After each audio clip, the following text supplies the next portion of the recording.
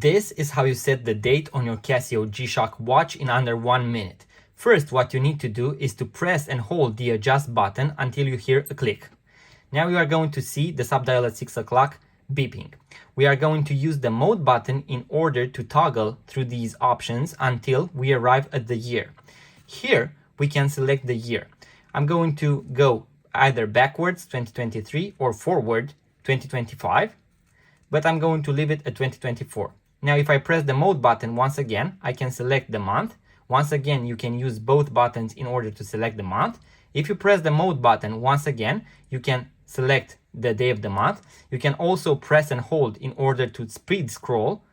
And when you are done, simply press the adjust button and everything is set. It will automatically calculate the day of the week for you.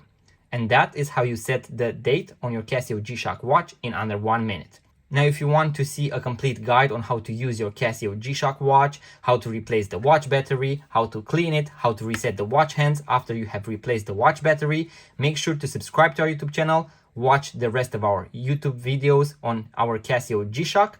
And if you enjoyed this type of content, make sure to give it a thumbs up, subscribe to our YouTube channel, and also I will see you on the next video.